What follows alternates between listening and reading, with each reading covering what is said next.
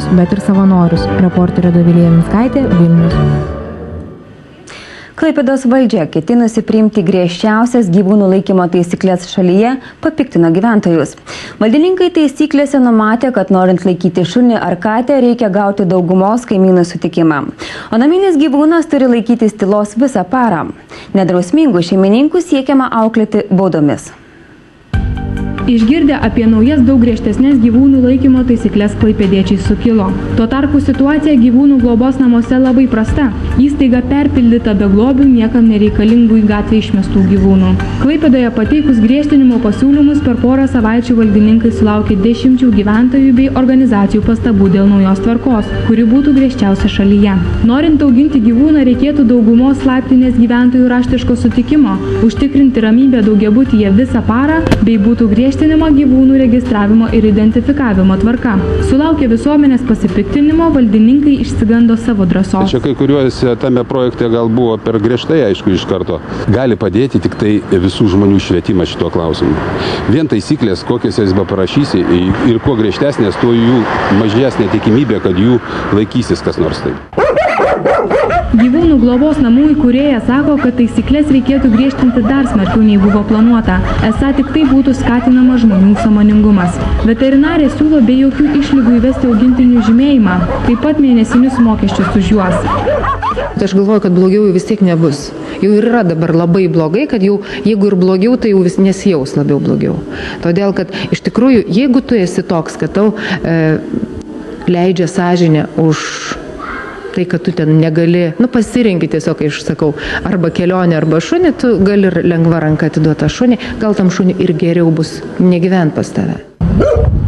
Negalima. Nukentės tie rimti žmonės, kurie rimtai žiūri į savo gyvūnėlį. Jeigu mes jį laikom, tai mes ir žiūrim. Ir vakcinuojam, kaip saka, ir nuo blusų, ir nuo visko perkam vaistus, jie yra nelabai pigus. Aš nemokėčiau 100 litų ir panašiai. Vien už tai, kad žinotų Lietuva ar ten kažkas, kam neįdomu turbūt netgi, kad žinotų, kiek aš turiu gyvūnų. Prieglaudoje situacija blogesnė nei bloga. Tuo tarpu klaipėdiečiai piktinasi dėl gyvūnų priežiūros taisyklių griežtinimo. Lemiamą žodį dėl taisyklių pakeitimų Klaipėdos mieste tars taryba, tačiau ir būsimi nutarimai dar neužtikrins teigiamų pokyčių. Net ir prieš keletą metų priimto reikalavimo susirinkti augintinio ekskrementus klaipėdiečiai nesilaikė ir nesilaiko. Iki šiol nenubaustas nė vienas tvarkos pažeidėjas. Anot Seimo nario klaipėdiečio Evaldo Jurkevičiaus, nedrausmingus gyvūnų šeimininkus išdresuotų tik kirčiai per piniginę. Vedžioja viešosiuose vietose ir privalo turėti maišelį, tai yra vienkartinį ar daugkartinį, ne mūsų reikalas. Ir šituo pagrindu pareigūnai gautų teisę skirti nuobaudą.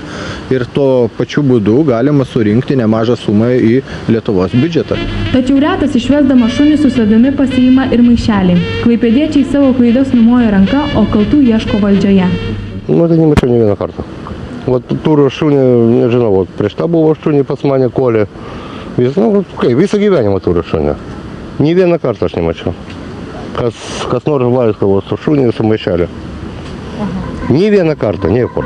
Tačiau jei klaipėdiečiai net ir laikytųsi reikalavimo surinkti ekskrementus, kur juos mesti nėra. Specialių surinkimo dėžių įrengimas ir priežiūra per metus kainuotų apie 500 000 litų savivaldybės biudžetui. Pakoreguotos gyvūnų laikymo taisyklės miesto taryba pasieks rugsėjį. Reporterė Kristina Juostaitė, Klaipėda.